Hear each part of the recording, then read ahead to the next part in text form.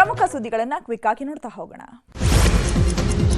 ಮದ್ದೂರು ಗಲಭೆ ಪ್ರಕರಣ ರಾಜಕೀಯ ತಿರುವು ಪಡೆದುಕೊಳ್ತಾ ಇದೆ. ಮದ್ದೂರು ಗಣೇಶ ಗಲಾಟೆಯನ್ನೇ ಅಸ್ತ್ರ ಮಾಡಿಕೊಂಡಿರೋ ಬಿಜೆಪಿ ಶೋಭಾಯಾತ್ರೆಗೆ ಕರೆ ನೀಡಿದೆ. ಇವತ್ತು ಮದ್ದೂರು ಪಟ್ಟಣದಲ್ಲಿ ಪ್ರತಿಭಟನಾ ಮೆರವಣಿಗೆಗೆ ತಯಾರಿಯನ್ನ ಮಾಡಿಕೊಂಡಿದೆ. ಕಲ್ಲು ತೂರಿದ ಸ್ಥಳಕ್ಕೆ ಭೇಟಿ ನೀಡಲಿರುವ ನಾಯಕರು ಗಾಯಾಳುಗಳಿಗೆ ಸಾಂತ್ವನ ಹೇಳಲಿದ್ದಾರೆ. ಪ್ರಕರಣದ ಸತ್ಯಾಸತ್ಯತೆ ತಿಳಿಯಲು ಸತ್ಯಶೋಧನಾ ತಂಡವನ್ನು ರಚಿಸಿದ್ದು 1 ವಾರದೊಳಗೆ ವರದಿ ಸಲ್ಲಿಸಲು ಸೂಚನೆ ನೀಡಲಾಗಿದೆ. ಹಾಗೆಯೇ ಇವತ್ತು ಗಣೇಶ ವಿಸರ್ಜನೆ ನಡೆಯಲಿದ್ದು, ವಿಸರ್ಜನೆ ಕಾರ್ಯಕ್ರಮದಲ್ಲಿ ಬಿಜೆಪಿ ನಾಯಕರು ಪಾಲ್ಗೊಳ್ಳಲಿದ್ದಾರೆ. ಇವತ್ತು ಮದ್ದೂರಲ್ಲಿ ನಡೆಯೋ ಬಿಜೆಪಿ ಶೋಭಾಯಾತ್ರೆಗೆ ಬಿಗಿ ಬಂದೋಬಸ್ತ್ ಮಾಡಲಾಗಿದೆ. ಅಹಿತಕರ ಘಟನೆ ನಡೆಯದಂತೆ ಪೊಲೀಸರು ಕಟ್ಟೆಚ್ಚರ ವಹಿಸಿದ್ದಾರೆ. ಮುನ್ನೆಚ್ಚರಿಕೆ ಕ್ರಮವಾಗಿ 800ಕ್ಕೂ ಹೆಚ್ಚು ಸಿಬ್ಬಂದಿ ಭದ್ರತೆಗೆ ನಿಯೋಜಿಸಲಾಗಿದೆ. ಜನರಲ್ಲಿ ಆತ್ಮವಿಶ್ವಾಸ ಮೂಡಿಸಲು ಮುಖ್ಯ ರಸ್ತೆಯಲ್ಲಿ ಪೊಲೀಸರು ಹಾಗೂ ಅರೆಸೇನಾ ಪಡೆ ಪಥ ಸಂಚಲನ ನಡೆಸಿತು.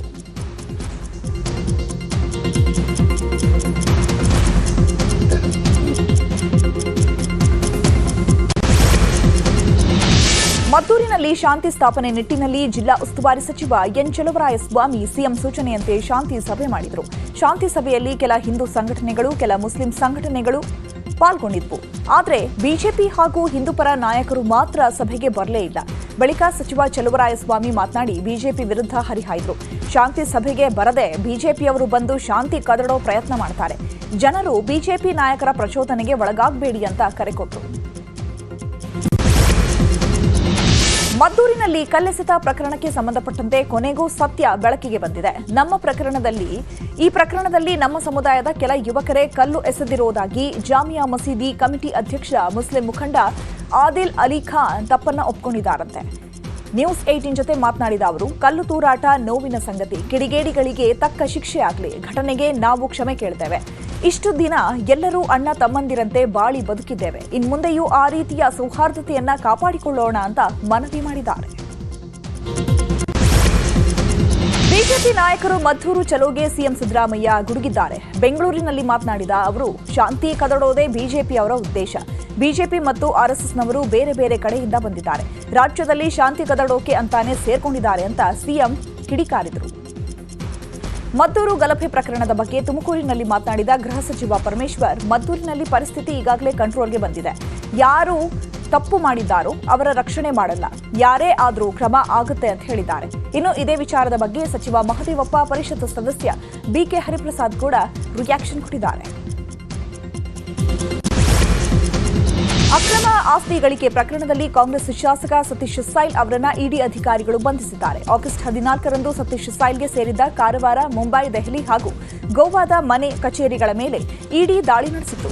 ಈ ವೇಳೆ 1.68 ಕೋಟಿ ರೂಪಾಯಿ ನಗದು, 6.75 ಕೆಜಿಯಷ್ಟು ಚಿನ್ನ ಪತ್ತೆಯಾಗಿತ್ತು.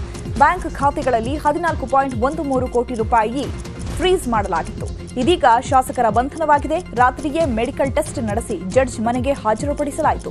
ಸದ್ಯ ನ್ಯಾಯಾಧೀಶರು ಇವತ್ತು ಮಧ್ಯಾಹ್ನದವರೆಗೆ ಇಡಿ ಕಸ್ಟಡಿಗೆ ನೀಡಿ ಆದೇಶ ಮಾಡಿದೆ.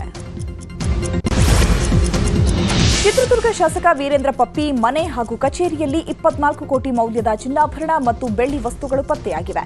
ಪಪ್ಪಿಗೆ ಸೇರಿದ್ದ ಚಳ್ಳಕೆರೆಯ ಮನೆ, ಕಚೇರಿ ಸೇರಿದಂತೆ ದೇಶದ ಬೇರೆ ಬೇರೆ ಕಡೆಗಳಲ್ಲಿ ಪಪ್ಪಿಗೆ ಸಂಬಂಧಿಸಿದ ಪ್ರದೇಶಗಳಲ್ಲಿ ದಾಳಿ ಮಾಡಿದ್ದ ಇಡಿ ಅಧಿಕಾರಿಗಳು ಬಳಿಕ ಬಂಧಿಸಿದರು. ಒಟ್ಟಾರೆ ದಾಳಿಯಲ್ಲಿ 100 ಕೋಟಿಗೂ ಅಧಿಕ ಮೌಲ್ಯದ ಆಸ್ತಿ-ಪಾಸ್ತಿ ಪತ್ತೆಯಾಗಿದೆ. ಮಾಜಿ ಸಚಿವ ವಿನಯ್ ಕುಲಕರ್ಣಿಗೆ 2 ದಿನ ಮಧ್ಯಂತರ ಜಾಮೀನು ಸಿಕ್ಕಿದೆ. ಮಗನ ಆಪರೇಷನ್ ಹಿನ್ನೆಲೆ ಮಧ್ಯಂತರ ಜಾಮೀನು ನೀಡಲಾಗಿದೆ. ಸೆಪ್ಟೆಂಬರ್ 11ರ ಸಂಜೆ 5 ಗಂಟೆಗೆ ಕೋರ್ಟ್ಗೆ ಹಾಜರಾಗಬೇಕು. ಯಾವುದೇ ಮೀಟಿಂಗ್ ಮಾಡುವಂತಿಲ್ಲ, ಯಾವುದೇ ರ್ಯಾಲಿ ಮಾಡುವಂತಿಲ್ಲ ಅಂತ ಕೋರ್ಟ್ ಖಡಕ್ ಎಚ್ಚರಿಕೆಯನ್ನ ನೀಡಿ ಮಧ್ಯಂತರ ಜಾಮೀನು ಮಂಜೂರು ಮಾಡಿದೆ. ಇವತ್ತು ಜೈಲಿನಿಂದ ವಿನಯ್ ಕುಲಕರ್ಣಿ ರಿಲೀಸ್ ಆಗಲಿದ್ದಾರೆ. ಧರ್ಮಸ್ಥಳ ಶವ ಹೂತಿಟ್ಟ ಪ್ರಕರಣ ಸಂಬಂಧ ಕೇರಳ ಯೂಟ್ಯೂಬರ್ ಮನಾಫ್ ಎಸ್ಐಟಿ ವಿಚಾರಣೆಗೆ ಹಾಜರಾಗಿದ್ದರು. ವಿಚಾರಣೆಗೆ ಹಾಜರಾಗಿರುವ ಮುನ್ನ ಮಾಧ್ಯಮಗಳಿಗೆ ಮಾತನಾಡಿದ ಮನಾಫ್, ನನಗೆ ಯಾವುದೇ ಹೆದರಿಕೆ ಇಲ್ಲ. ನಾನು ಒಬ್ಬನೇ ಬಂದಿದ್ದೇನೆ. ಯಾವ ಪೊಲೀಸ್ ಸೆಕ್ಯೂರಿಟಿ ಇಲ್ಲ. ನಾನು ದೇವಸ್ಥಾನದ ವಿರುದ್ಧ ಹಾಗೂ ಆರೋಪಿ ಇವರೇ ಅಂತ ಹೇಳಿಲ್ಲ. ಸುಜಾತಾ ಭಟ್ ವಿಚಾರದಲ್ಲಿ ನನಗೆ ಬೇಜಾರಾಗಿದೆ ಅಂತ ಹೇಳಿದರು. ಧರ್ಮಸ್ಥಳ ಬುರುಡೆ ಕೇಸ್ ಸಂಬಂಧ ಗಿರೀಶ್ ಮಟ್ಟಣ್ಣವರ್ ಹಾಗೂ ಸೌಜನ್ಯ ಮಾವ ವಿಠಲ್ ಗೌಡ ಕೂಡ ವಿಚಾರಣೆಗೆ ಹಾಜರಾಗಿದ್ದರು. ಬೆಳತಂಗಡಿ ಎಸ್ಐಟಿ ಕಚೇರಿಯಲ್ಲಿ ಅಧಿಕಾರಿಗಳು ವಿಚಾರಣೆ ನಡೆಸಿದರು. ರೇಣುಕಾಸ್ವಾಮಿ ಕೊಲೆ ಪ್ರಕರಣದಲ್ಲಿ ಜೈಲು ಪಾಲಾಗಿರುವ ನಟ ದರ್ಶನ್ಗೆ ಕೊಂಚ ರಿಲೀಫ್ ಸಿಕ್ಕಿದೆ. ಪರಪ್ಪನ ಅಗ್ರಹಾರ ಜೈಲಲ್ಲೇ ಹೆಚ್ಚುವರಿ ಹಾಸಿಗೆ, ದಿಂಬು ನೀಡಲು ಕೋರ್ಟ್ ಅನುಮತಿಸಿದೆ. ಹೆಚ್ಚುವರಿ ಸೌಲಭ್ಯಕ್ಕೆ ದರ್ಶನ್ ಕೋರ್ಟ್ ಅರ್ಜಿ ಸಲ್ಲಿಸಿದ್ರು. ನಿನ್ನೆ ವಿಚಾರಣೆ ವೇಳೆ ದರ್ಶನ್ ಜೈಲಿನ ನರಕ ಯಾತನೆ ಬಗ್ಗೆ ಅಳಲು ತೋಡ್ಕೊಂಡ್ರು. ಜೊತೆಗೆ ವಿಷ ಕುಡಿಸಿ ಅಂತ ಜಡ್ಜ್ ಬಳಿ ಕಣ್ಣೀರು ಹಾಕಿದ್ರು. ಹೀಗಾಗಿ ಕೋರ್ಟ್ ಹೆಚ್ಚುವರಿ ಹಾಸಿಗೆ ದಿಂಬು ನೀಡಲು ಕೋರ್ಟ್ ಅನುಮತಿಯನ್ನ ಕೊಟ್ಟಿದೆ. ಇದೇ ವೇಳೆ ಬಳ್ಳಾರಿ ಜೈಲು ಶಿಫ್ಟ್ಗೆ ಕೋರಿದ್ದ ಅರ್ಜಿಯೂ ವಜಾಗೊಂಡಿದೆ. ಪರಪ್ಪನ ಅಗ್ರಹಾರ ಜೈಲಲ್ಲಿ ಓಡಾಡಲು ಅನುಮತಿ ನೀಡಲಾಗಿದೆ.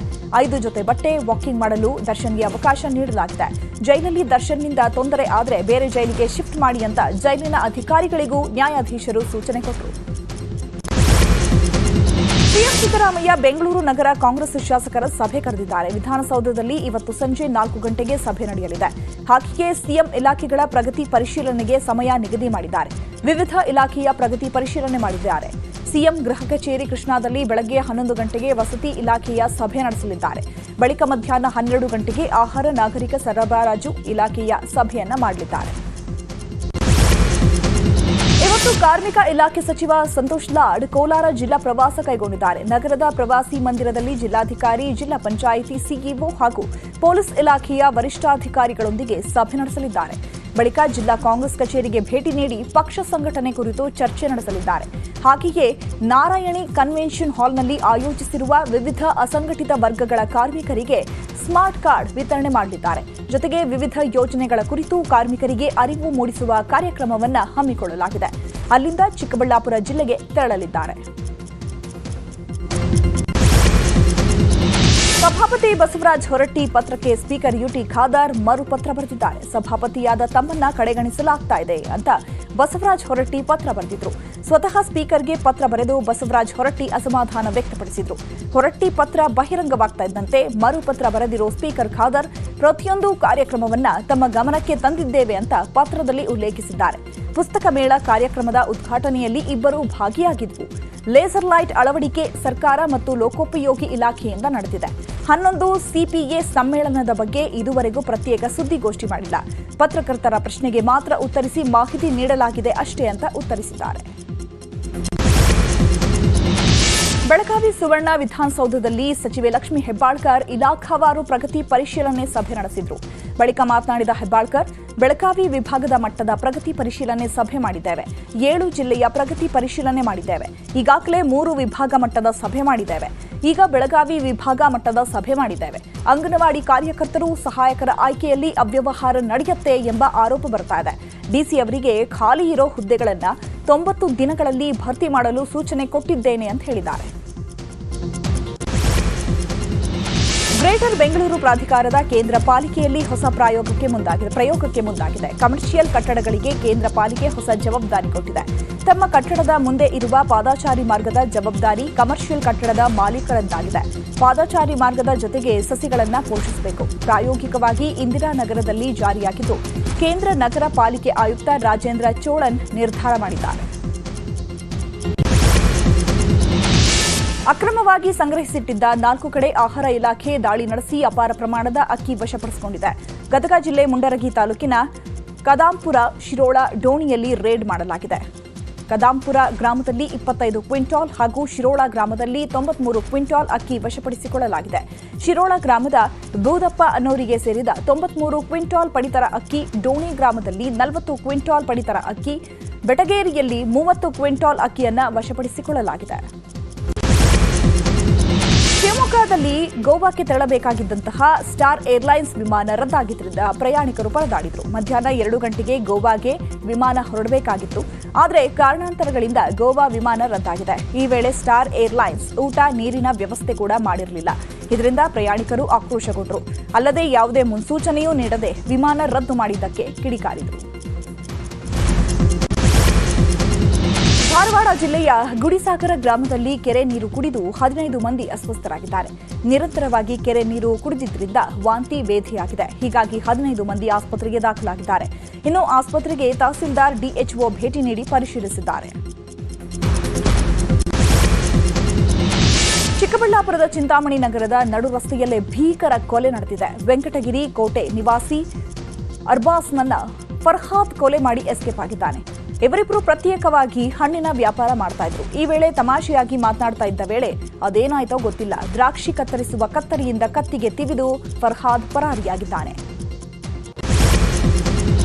ಪರಿಶಿಷ್ಟ ಜಾತಿಗೆ ಸೇರಿದ ಬಾಲಕಿಯನ್ನ ಅಪಹರಿಸಿ ಅತ್ಯಾಚಾರವೆಸಗಿದ ಆರೋಪಿಗೆ ಕೋರ್ಟ್ 20 ವರ್ಷ ಜೈಲು ಶಿಕ್ಷೆ ವಿಧಿಸಿದೆ.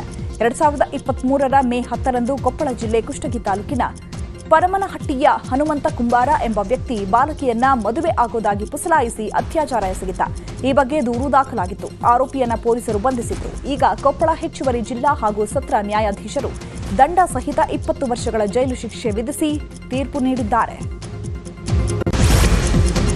ಚಿಕ್ಕಬಳ್ಳಾಪುರದ ಜಿಲ್ಲಾ ಕಾರಾಗೃಹದಲ್ಲಿ ಜೈಲು ಅಧಿಕಾರಿಗಳ ಮೇಲೆಯೇ ಖೈದಿಗಳಿಂದ ಹಲ್ಲೆ ಆರೋಪ ಕೇಳಿಬಂದಿದೆ. ಸಹಾಯಕ ಜೈಲು ಅಧಿಕಾರಿ ಮಲ್ಲಿಕಾರ್ಜುನ ಮೇಲೆ ಕುಖ್ಯಾತ ರೌಡಿ ಶೀಟರ್ ಬಾಂಬೆ ಸಲೀಂ ಹಾಗೂ ಸಹಚರರಿಂದ ಹಲ್ಲೆ ಮಾಡಲಾಗಿದೆ ಎಂದು ಆರೋಪಿಸಿದ್ದಾರೆ. ನ್ಯಾಯಾಲಯಕ್ಕೆ ಹೋಗುವ ವಿಚಾರ ಮೊದಲೇ ಯಾಕೆ ತಿಳಿಸಿಲ್ಲ, ನನಗೆ ತಿಂಡಿ ಮಾಡೋಕ್ಕಾಗಲಿಲ್ಲ ಅಂತ ಸಹ ಜೈಲು ಅಧಿಕಾರಿಯನ್ನೇ ಕೊಠಡಿಯಲ್ಲಿ ಕೂಡಿ ಹಾಕಿ ಹಲ್ಲೆ ಮಾಡಲಾಗಿದೆ. ಹೀಗಾಗಿ ಜೈಲಿಗೆ ಕಾರಾಗೃಹ ಇಲಾಖೆ ಡಿಐಜಿ ಭೇಟಿ ನೀಡಿ ಪರಿಶೀಲಿಸಿದ್ದಾರೆ. ತುಮಕೂರು ನಗರದ ಗುಬ್ಬಿ ಗೇಟ್ನಲ್ಲಿ ಅನುಮತಿ ಪಡೆಯದೆ ಹಿಂದೂ ಮಹಾಗಣಪತಿ ಮಹಾದ್ವಾರ ನಿರ್ಮಾಣ ಮಾಡಲಾಗಿತ್ತು. ಹೀಗಾಗಿ ಮಹಾದ್ವಾರವನ್ನು ಮಹಾನಗರ ಪಾಲಿಕೆ ತೆರವುಗೊಳಿಸಿದೆ. ಪೊಲೀಸ್ ಬಂದೋಬಸ್ತ್ನೊಂದಿಗೆ ತೆರವು ಮಾಡಲಾಗಿದೆ. ಇದೇ 13ರಂದು ಗಣೇಶ ವಿಸರ್ಜನಾ ಮೆರವಣಿಗೆ ಪ್ರಯುಕ್ತ ಮಹಾದ್ವಾರ ನಿರ್ಮಾಣ ಮಾಡಲಾಗಿತ್ತು. ಆದರೆ ಏಕಾಏಕಿ ಮಹಾದ್ವಾರವನ್ನು ತೆರವು ಮಾಡಿದ್ದಕ್ಕೆ ಹಿಂದೂ ಸಂಘಟನೆಗಳು ಖಂಡಿಸಿವೆ. ಸರ್ಕಾರದಿಂದ ಬಂದಿರೋ ಅನುದಾನ ಬಿಡುಗಡೆ ಮಾಡ್ತಿಲ್ಲ ಅಂತ ಆರೋಪಿಸಿ ಧಾರವಾಡದ ಮೇಯರ್ ಕಚೇರಿಗೆ ಕಾಂಗ್ರೆಸ್ ಕಾರ್ಯಕರ್ತರು ಮುತ್ತಿಗೆ ಹಾಕಿದರು. ಮೇಯರ್ ಜ್ಯೋತಿ ಪಾಟೀಲ್ ಕಚೇರಿಗೆ ಬೀಗ ಹಾಕಿ ಕಾರ್ಯಕರ್ತರು ಪ್ರತಿಭಟನೆ ನಡೆಸಿದರು. ವಿನಯ್ ಕುಲಕರ್ಣಿ ಕ್ಷೇತ್ರದ ವ್ಯಾಪ್ತಿಗೆ ಬರೋ ಮಹಾನಗರ ಪಾಲಿಕೆಯ 9 ವಾರ್ಡ್ಗಳಿಗೆ 10 ಕೋಟಿ ಅನುದಾನ ರಿಲೀಸ್ ಮಾಡಲಾಗಿದೆ. ಆದರೆ ಅದನ್ನ ರಿಲೀಸ್ ಮಾಡುವುದಕ್ಕೆ ವಿಳಂಬ ಮಾಡಲಾಗ್ತಾ ಇದೆ ಅಂತ ಆಕ್ರೋಶವನ್ನ ವ್ಯಕ್ತಪಡಿಸಿದರು. ಬಳಿಕ ಪೊಲೀಸರು ಬಂದು ಕಚೇರಿ ಬೀಗ ತೆಗೆಸಿದರು. ಕಾರ್ಯಕರ್ತರನ್ನ ತಡೆಯಲು ಪೊಲೀಸರು ಹರಸಾಹಸಪಟ್ಟರು. ಕೂಡಲೇ ಅನುದಾನ ಬಿಡುಗಡೆಗೊಳಿಸುವಂತೆ ಕಾರ್ಯಕರ್ತರು ಆಗ್ರಹಿಸಿದರು. ರಸ್ತೆ ದಾಟುತ್ತಿದ್ದ ದಿವ್ಯಾಂಗ ಯುವಕನಿಗೆ ಕಾರು ಡಿಕ್ಕಿಯಾಗಿ ಅದೃಷ್ಟವಶಾತ್ ಪ್ರಾಣಾಪಾಯದಿಂದ ಪಾರಾಗಿದ್ದಾನೆ. ಬಳ್ಳಾರಿ ಜಿಲ್ಲೆಯ ಕುರುಗೋಡು ಪಟ್ಟಣದ ನೀರಾವರಿ ಕಚೇರಿ ಮುಂಭಾಗ ಘಟನೆ ನಡೆದಿದೆ. ಡಿಕ್ಕಿ ರಭಸಕ್ಕೆ ಯುವಕ 5-6 ಅಡಿ ಎತ್ತರಕ್ಕೆ ಹಾರಿ ಬಿದ್ದು ಬದುಕುಳಿದಿದ್ದಾನೆ. ಅಪಘಾತ ನಡೆದ ಕೂಡಲೇ ಸ್ಥಳೀಯರು ಯುವಕನ ನೆರವಿಗೆ ಧಾವಿಸಿ ಆಸ್ಪತ್ರೆಗೆ ದಾಖಲಿಸಿದ್ದಾರೆ. ಭಯಾನಕ ದೃಶ್ಯ ಸಿಸಿಟಿವಿಯಲ್ಲಿ ಸೆರೆಯಾಗಿದೆ.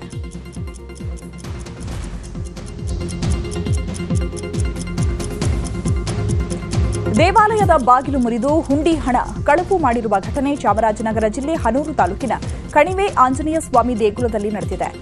ಅಜ್ಜಿಪುರ ಹನೂರು ಮಾರ್ಗದಲ್ಲಿರುವಂತಹ ಈ ದೇವಾಲಯ ಬಾಗಿಲು ಮುರಿದು ಒಳನುಗ್ಗಿರೋ ಕಳ್ಳರು ಹುಂಡಿ ಬೀಗ ಒಡೆದು ಹಣ ದೋಚಿ ಪರಾರಿಯಾಗಿದ್ದಾರೆ. ಸ್ಥಳಕ್ಕೆ ರಾಮಾಪುರ ಪೊಲೀಸರು ಭೇಟಿ ನೀಡಿ ಪರಿಶೀಲನೆ ನಡೆಸಿ ಪ್ರಕರಣ ದಾಖಲಿಸಿಕೊಂಡಿದ್ದಾರೆ. ಈ ಭಾಗದಲ್ಲಿ ಕಳ್ಳತನ ಪ್ರಕರಣಗಳು ಹೆಚ್ಚಾಗಿದ್ದು ಪೊಲೀಸರು ಸೂಕ್ತ ಕ್ರಮ ವಹಿಸಬೇಕು ಅಂತ ಸ್ಥಳೀಯರು ಒತ್ತಾಯಿಸಿದ್ದಾರೆ. ಇವತ್ತಿನಿಂದ ಮೈಸೂರಿನಲ್ಲಿ ದಸರಾ ಸಾಂಸ್ಕೃತಿಕ ಕಲರವ ಮೇಳೈಸಲಿದೆ. ಇವತ್ತು ಸಂಜೆ 6 ಗಂಟೆಗೆ ದಸರಾ ಯುವ ಸಂಭ್ರಮಕ್ಕೆ ಚಾಲನೆ ನೀಡಲಾಗುತ್ತೆ. ಸ್ಯಾಂಡಲ್ವುಡ್ ನಟ ಯುವ ರಾಜ್ಕುಮಾರ್ ಹಾಗೂ ಅಮೃತಾ ಅಯ್ಯಂಗಾರ್ ಯುವ ಸಂಭ್ರಮದ ಉದ್ಘಾಟನೆ ಮಾಡಲಿದ್ದಾರೆ. ಇವತ್ತಿನಿಂದ ಸೆಪ್ಟೆಂಬರ್ 17ರವರೆಗೆ ದಸರಾ ಯುವ ಸಂಭ್ರಮ ನಡೆಯಲಿದೆ. ಭಾರತದ 15ನೇ ಉಪರಾಷ್ಟ್ರಪತಿಯಾಗಿ ಎನ್ಡಿಎ ಅಭ್ಯರ್ಥಿ ಸಿಪಿ ರಾಧಾಕೃಷ್ಣನ್ ಆಯ್ಕೆಯಾಗಿದ್ದಾರೆ. ವಿರೋಧ ಪಕ್ಷದ ಅಭ್ಯರ್ಥಿ ಬಿ ಸುದರ್ಶನ್ ರೆಡ್ಡಿ ವಿರುದ್ಧ ಒಟ್ಟು 452 ಮತಗಳನ್ನು ಪಡೆದಿದ್ದಾರೆ. ಮಹಾರಾಷ್ಟ್ರದ ರಾಜ್ಯಪಾಲರಾಗಿರುವ ಸಿಪಿ ರಾಧಾಕೃಷ್ಣನ್ ಆಯ್ಕೆಯ ಮೂಲಕ ಬಿಜೆಪಿ ನೇತೃತ್ವದ ಎನ್ಡಿಎಗೆ ನಿರ್ಣಾಯಕ ಗೆಲುವು ಸಿಕ್ಕಿದೆ. ಸಿಪಿ ರಾಧಾಕೃಷ್ಣನ್ಗೆ ಗೆಲುವಾಗ್ತಾ ಇದ್ದಂತೆ ಬಿಜೆಪಿ ನಾಯಕರು ಸಂಭ್ರಮಿಸಿದ್ದಾರೆ. ನೂತನ ಉಪರಾಷ್ಟ್ರಪತಿಗೆ ರಾಧಾಕೃಷ್ಣನ್ ಅವರಿಗೆ ಪ್ರಧಾನಿ ಮೋದಿ ಅಭಿನಂದಿಸಿದ್ದಾರೆ. ಸೆಪ್ಟೆಂಬರ್ 12ರಂದು ಬೆಳಗ್ಗೆ 11 ಗಂಟೆಗೆ ಪ್ರಮಾಣ ವಚನ ಸ್ವೀಕರಿಸಲಿದ್ದಾರೆ. ನೇಪಾಳದಲ್ಲಿ ಜಗತ್ತಿನ ಯಾವ ದೇಶದಲ್ಲೂ ನಡೆಯದ ರಾಜಕತೆ ಸೃಷ್ಟಿಯಾಗಿದೆ. ಮಾಜಿ ಪ್ರಧಾನಿ ಜಲನಾಥ್ ಖಾನಲ್ ಅವರ ಮನೆಗೆ ಪ್ರತಿಭಟನಾಕಾರರು ನುಗ್ಗಿ ಬೆಂಕಿ ಹಚ್ಚಿದ್ದಾರೆ. ಸಚಿವರು, ಸಂಸದರು, ಮುಖ್ಯಮಂತ್ರಿ ಕಚೇರಿಯನ್ನು ಧ್ವಂಸ ಮಾಡಿ ಬೆಂಕಿ ಇಟ್ಟಿದ್ದಾರೆ. ಪ್ರಧಾನಿ ಕೆಪಿ ಶರ್ಮಾ ಓಲಿ ಮನೆಗೆ ನುಗ್ಗಿ ಬೆಂಕಿ ಹಚ್ಚಿದ್ದಾರೆ. ಈ ಬೆನ್ನಲ್ಲೇ ಪ್ರಧಾನಿ ಹುದ್ದೆಗೆ ಓಲಿ ರಾಜೀನಾಮೆ ನೀಡಿದ್ದಾರೆ. ಪ್ರಧಾನಿಗಳೊಂದಿಗೆ 4 ಸಚಿವರು ರಾಜೀನಾಮೆ ನೀಡಿದ್ದಾರೆ ಅಂತ ವರದಿಗಳು ತಿಳಿಸಿವೆ. ಹಿಂಸಾಚಾರ ಹಿನ್ನೆಲೆ ಸೇನಾ ಮತ್ತು ಭದ್ರತಾ ಸಂಸ್ಥೆಗಳನ್ನು ನಿಯೋಜನೆ ಮಾಡಲಾಗಿದೆ ಅಂತ ನೇಪಾಳ ಸೇನೆ ಪ್ರಕಟಣೆ ಹೊರಡಿಸಿದೆ. 17ನೇ ಆವೃತ್ತಿಯ ಏಷ್ಯಾ ಕಪ್ ಪಂದ್ಯಾವಳಿಗಳು ಆರಂಭವಾಗಿದ್ದು ಇವತ್ತು ಆತಿಥೇಯ ಯುಎಇ ವಿರುದ್ಧ ಭಾರತ ತನ್ನ ಮೊದಲ ಪಂದ್ಯ ಆಡಲಿದೆ. ಭಾರತ ಮತ್ತು ಯುಎಇ ತಂಡಗಳು ಮುಖಾಮುಖಿ ಆಗ್ತಾ ಇದೆ.